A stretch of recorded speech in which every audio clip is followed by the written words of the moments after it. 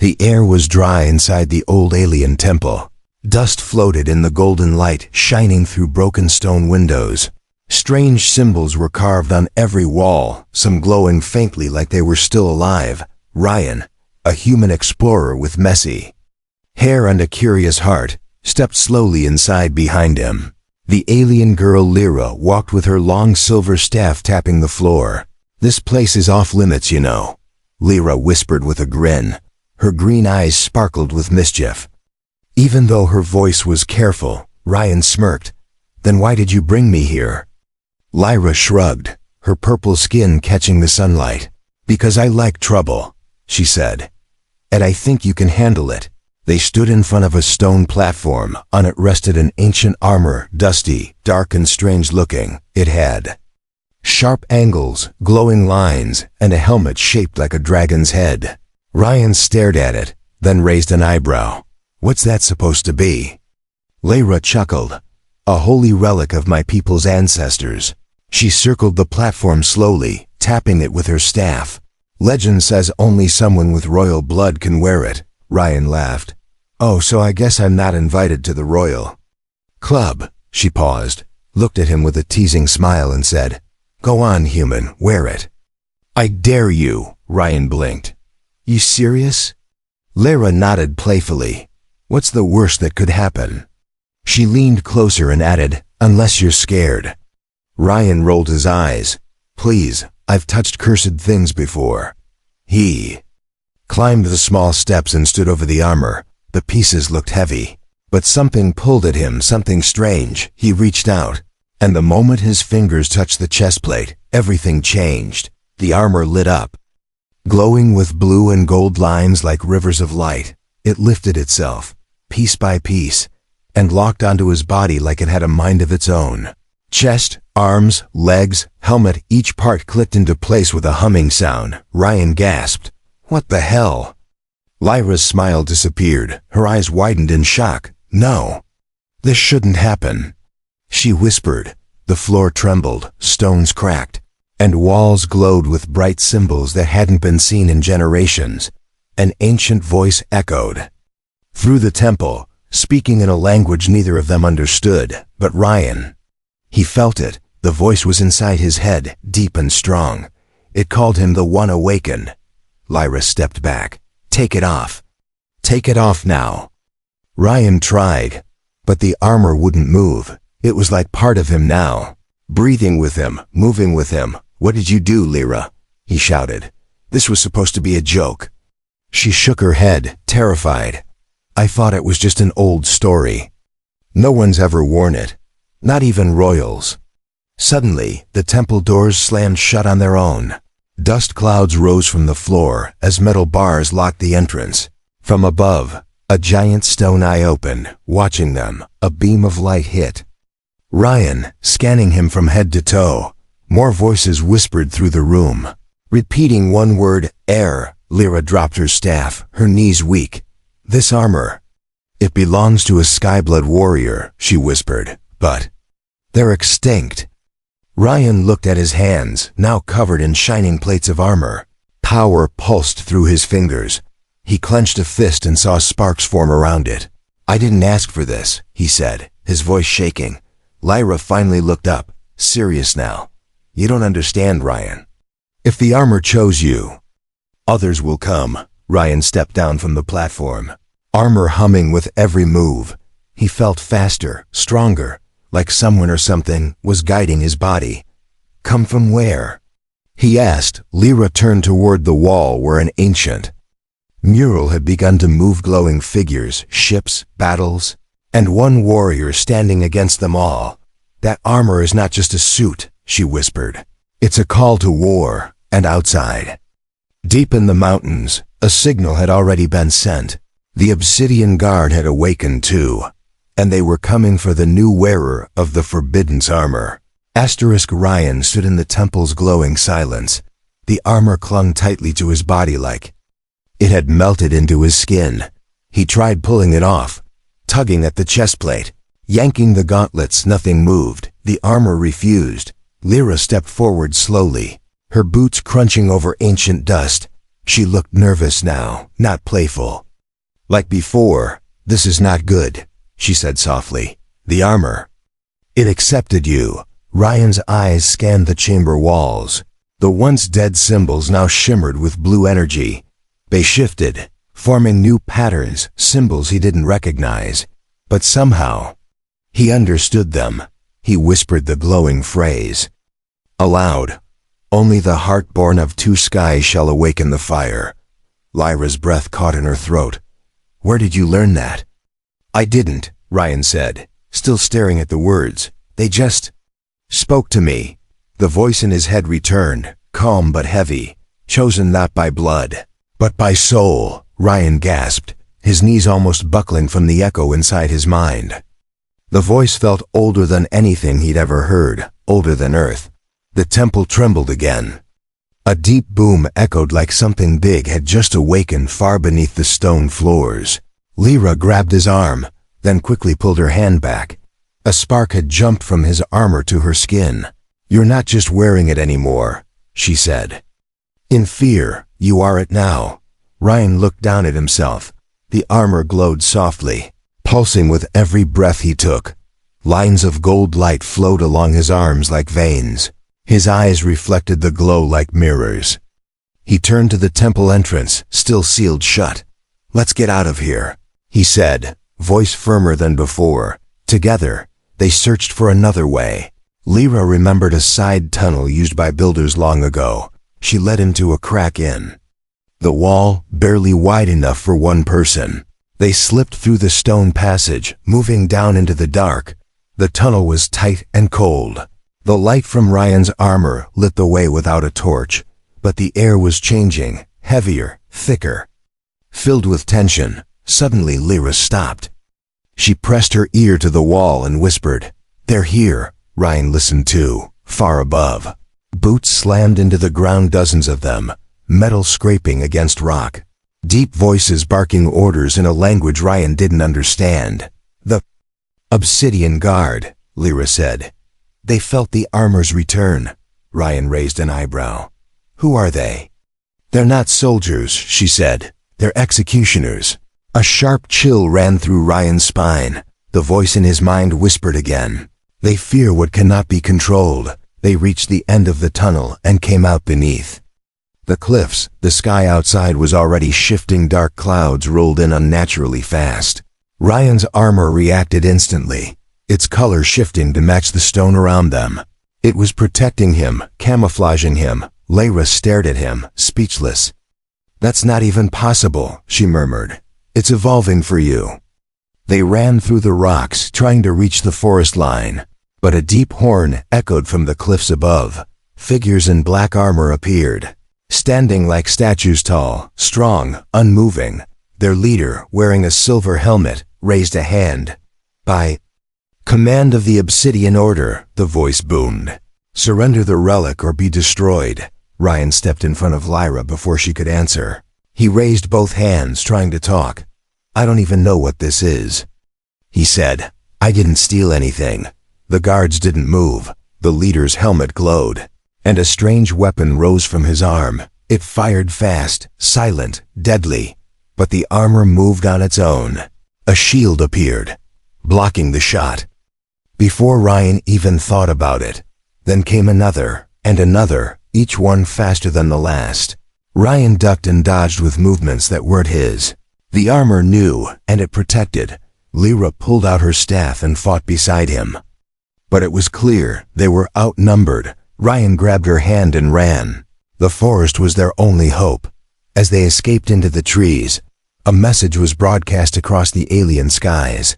"Skyblood has returned, the prophecy walks again," and far above, in orbit, something ancient woke from sleep, watching the planet below with eyes of flame, waiting for its heir to rise.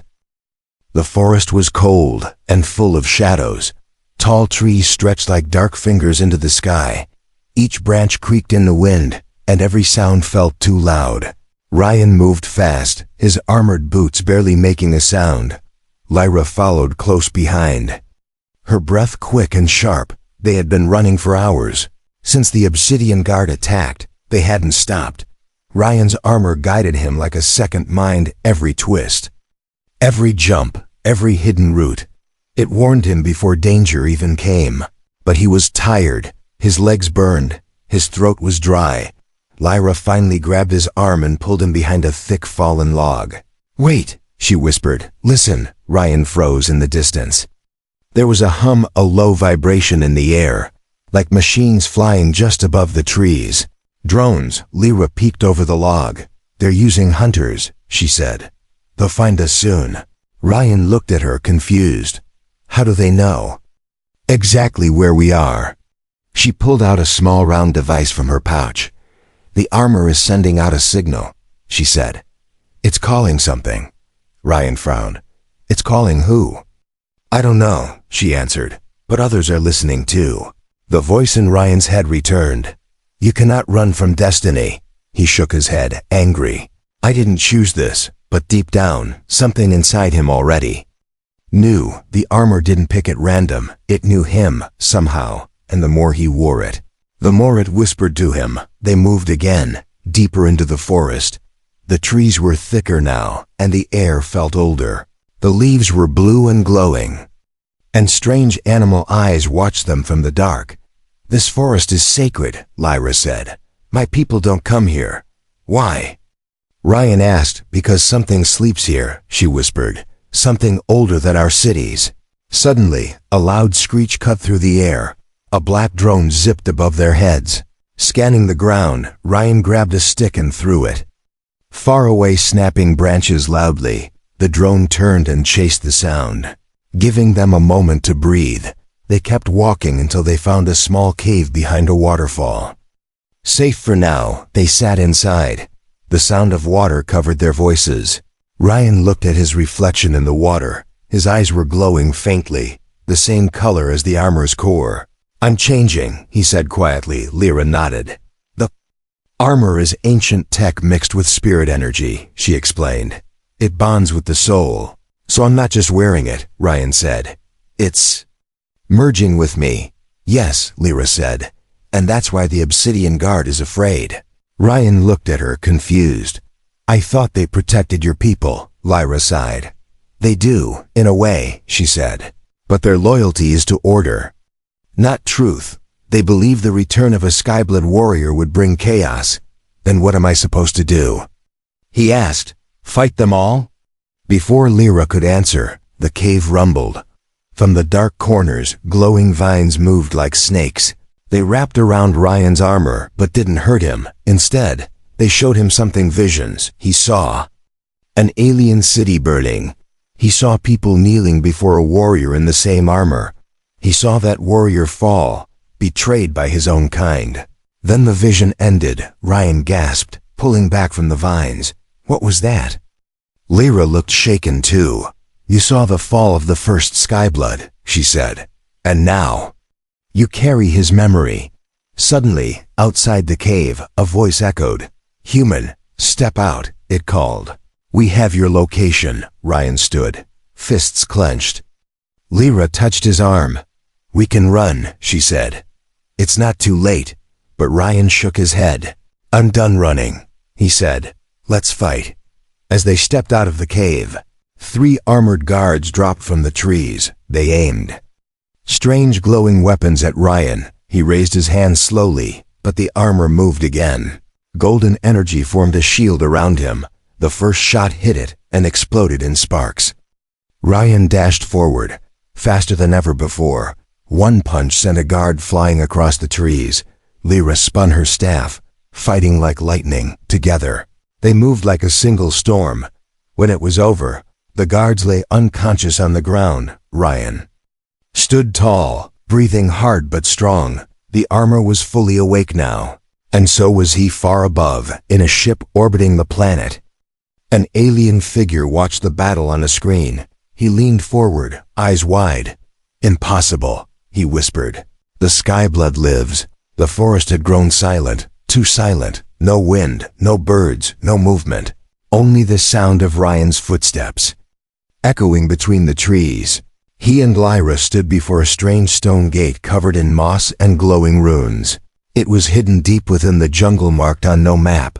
But Ryan's armor had led him there, like it remembered the way. What is this place?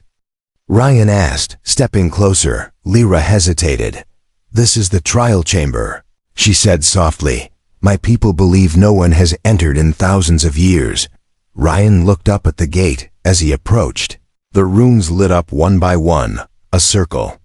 In the center glowed bright, and then, without warning, the gate slid open. Inside was darkness pure and heavy, but Ryan stepped forward without fear. The armor wanted this, and so did something inside him. Lyra stayed back. You must enter alone, she said. The trial is for the chosen only. Ryan nodded and walked into the black. As soon as he stepped inside, the gate shut behind him. A soft voice filled the space, old and deep like distant thunder. 2. Awaken what sleeps. You must first know who you are. A light appeared ahead. Ryan moved toward it. The floor was smooth stone, and the walls seemed endless. Suddenly, the light grew, and Ryan found himself standing in a circular room. His reflection appeared in the walls, many reflections, but each looked different. One was younger, scared, one was older, angry, one was cold. Wearing a crown, one held a weapon, standing over a battlefield. Ryan turned in a circle, watching them all. What is this? He asked. The voice replied, these are the paths of your possible selves. Who you become depends on what you choose now. Then the floor cracked. Ryan fell plunging into a pool of light. His body hit the ground in a different place. Hot, smoky, red skies above. He was on a battlefield now, one that felt like a memory. Alien warriors fought around him, blades clashing. He turned and saw Lyra bleeding, reaching for him. But his feet wouldn't move. Help her. He shouted at himself, but the version of him in armor just walked away. Cold, cruel, kingly, the scene faded. Now he stood in the grand hall, sitting on a throne. Aliens bowed, gifts at his feet. But outside, he heard screams. Poor villagers. Locked outside the palace. His crown felt heavy. His heart felt empty. This isn't me, Ryan whispered. The voice echoed again. Power without heart is corruption. Love without courage is weakness. Who are you, Ryan of Earth? Suddenly, everything disappeared. He stood in front of a mirror, just one.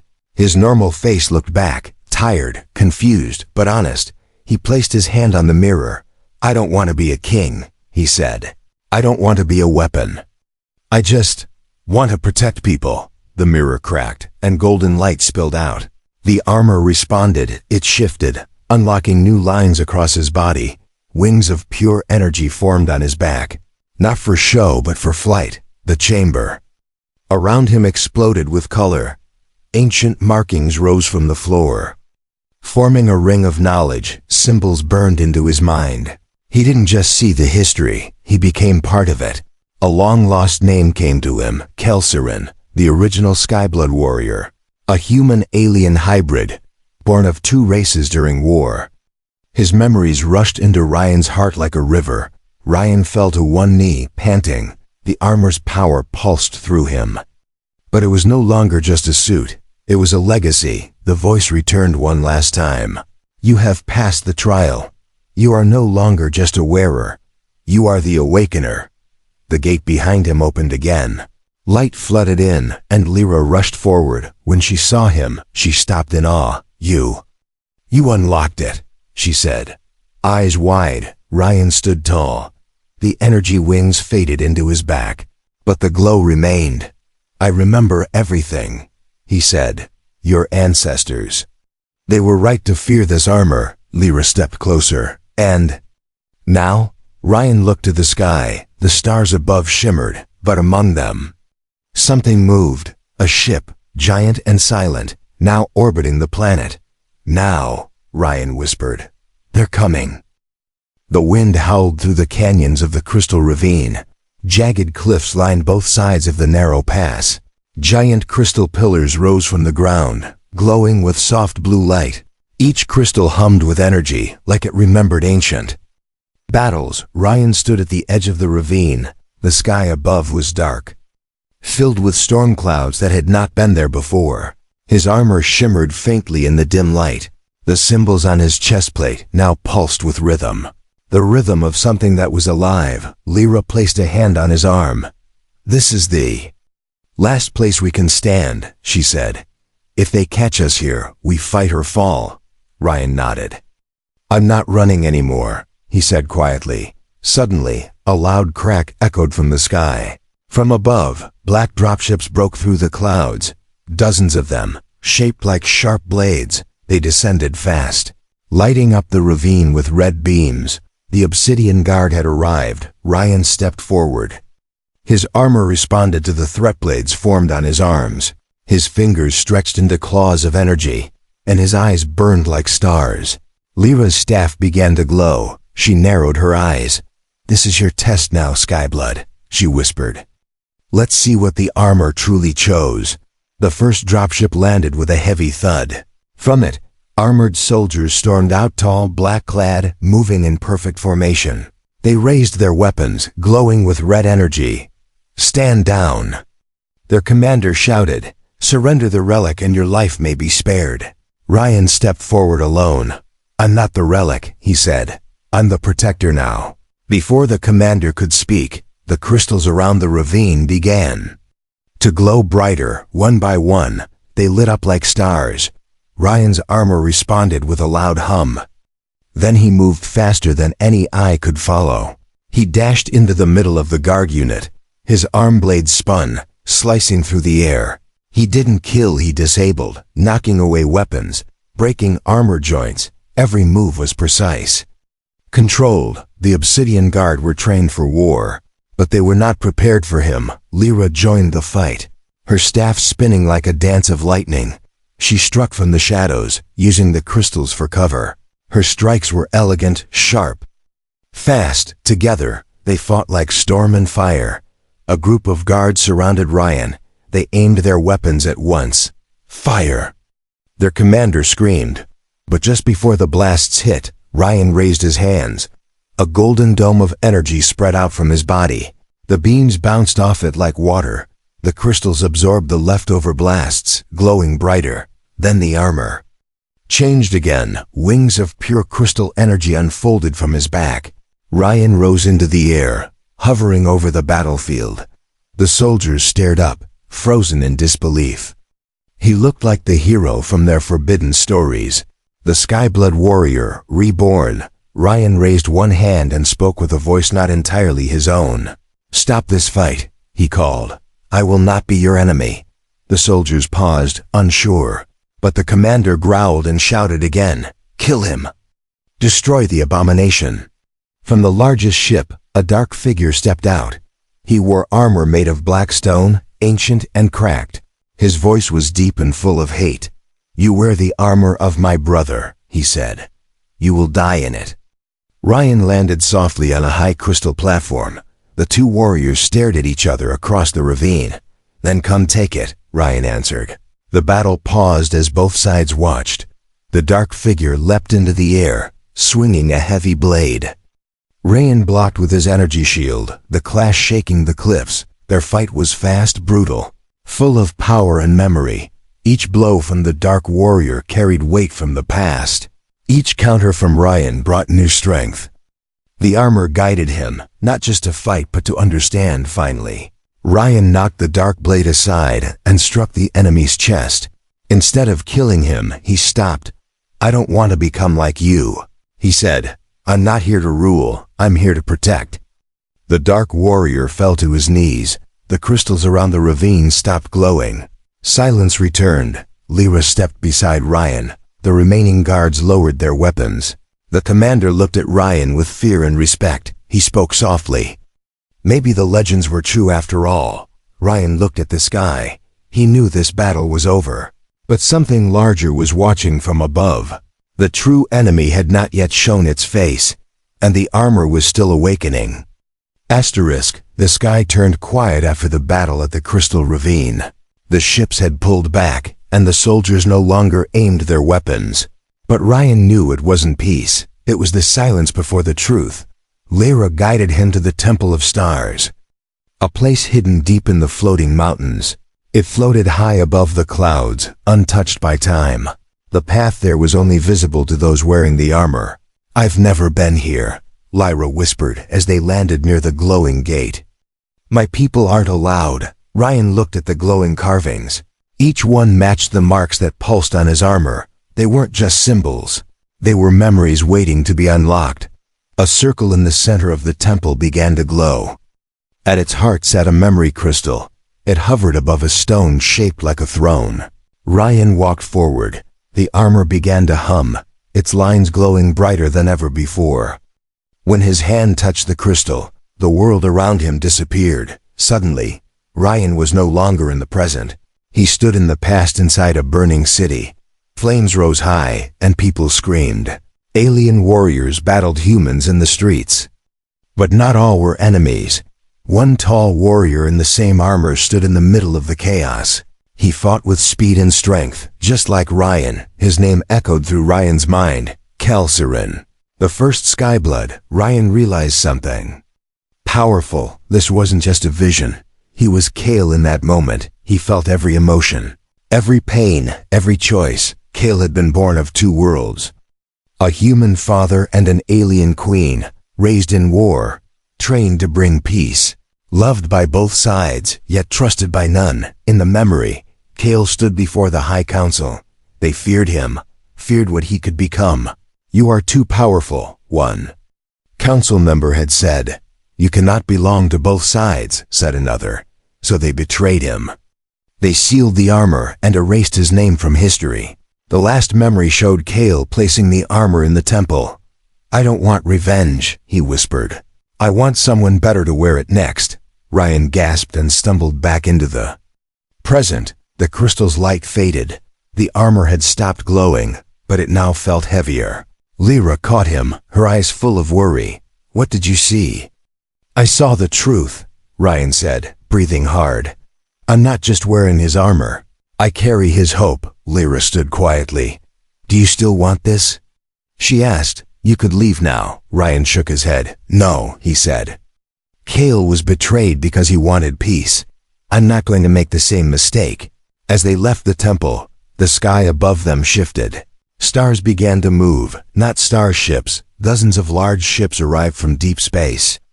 They weren't from Lyra's people, nor from the Obsidian Guard. These ships were darker, older, and deadly. Their symbols matched something Ryan had seen in Kale's memories. "They're from the Shadow Dominion," Lyra said, her voice trembling. They were the ones Kale fought long ago. Ryan's armor responded to the new threat. Its glow turned sharp, focused. Inside his Hell's voice returned. The final war never ended. It only slept. Suddenly, a message appeared. Across all frequencies, a voice cold and empty echoed from the flagship. "Return the armor," it said, "or your planet will burn." Ryan stepped forward, raising his eyes to the sky. "This armor isn't going anywhere," he said. "You'll have to face me." Lyra stood beside him. "Then let them come," she said. "Because this time, the Skyblood is not alone." From behind the clouds, ships from Lyra's people rose. Some were old, some were broken, but they came. Even the Obsidian Guard ships joined them. The galaxy had forgotten what it meant to fight side by side, but Ryan had reminded them, with courage and with truth. Now the final battle waited, and Ryan knew this was not just Kale's memory, this was his story now. The sky above the planet was no longer blue. It was filled with ships, so many that sunlight barely touched the ground. The Shadow Dominion had arrived in full force. Their ships were black like smoke and shaped like knives, and at the center of their fleet floated a ship larger than any city. Ryan stood on a high cliff overlooking the valley. His armor glowed brighter than ever, alive and awake. Every line across its surface pulsed with energy. Wings of golden light stretched behind him like the dawn itself. Lyra stood beside him, wearing silver battle robes passed down from her warrior ancestors. Behind them stood hundreds of alien fighters, from desert tribes, from hidden cities, from ancient temples. All of them had come, not for war, but for a chance to defend something real. Ryan turned and looked at each one. "You don't have to follow me," he said. "I was never your king." A tall elder stepped forward and bowed. "No," he said. "You're something greater. You're our bridge." A message buzzed into Ryan's ear. It was from the Shadow Dominion. The voice was dark, distorted, full of hate. "Surrender the armor," it said, "or we will erase this world." Ryan closed his eyes. He reached deep into the armor, past the metal, past the power, and found something waiting there. Kale's memory, still alive like a quiet flame. Kale's voice echoed softly. "I was made to end war, but I was used as a weapon. You were chosen to finish what I could not." Ryan opened his eyes. He stepped to the edge of the cliff. "I am not Kale," he shouted toward the sky. "I am Skyblood reborn." Then he leapt into the air. The wings of energy flared wide, and he flew upward toward the enemy fleet. One by one, the fighters behind him screamed and followed. Ships lifted from the surface like a rising storm. Lyra took command of the ground forces. The final battle had begun as Ryan flew toward the command ship. Enemy fighters closed in, but the armor was faster. His mind and the armor were one now. He dodged blasts, weaved through missiles, and every time he struck, his blades left trails of golden light behind. Inside the command ship, the Shadow Lord watched the battle unfold. His red eyes narrowed. "This human is a mistake," he growled, but deep down, even he could feel the truth. The armor had chosen wisely. Ryan burst through the hull of the enemy ship. The inside was dark, metal walls twisted like bone. He walked through the flames without fear. Guards attacked him from both sides, but he moved like wind and fire. Every step forward was a storm, every breath a promise. He reached the throne room. The Shadow Lord waited, tall and cloaked in black mist. "You wear a relic of failure," the Lord said. "It will not save you." Ryan stepped forward. "I'm not here to be saved," he said. "I'm here to end this." The two clashed. Blades, fists, energy, everything collided at once. The ship shook with each blow. But Ryan did not fall. The armor fed off his courage. And then something new happened. The armor opened its core. A golden light spread across the room. The walls began to burn away, not with fire, but with truth. Memories filled the air. Kale's past, the betrayal, the lies. The truth could no longer be hidden. Even the Shadow Lord fell to his knees, blinded by it. "You lost long ago," Ryan said quietly. "But your hate kept the war alive." He turned away. "I won't destroy you," he said. "That's not who I am." The Shadow Lord screamed in rage, but before he could attack again, the ship's systems collapsed. The power of the armor had reached the core, and the ship began to fall. Ryan flew out through the flames. The enemy fleet saw their leader fall, and without command, they turned and scattered. The sky began to clear. Stars returned, light returned, on the ground.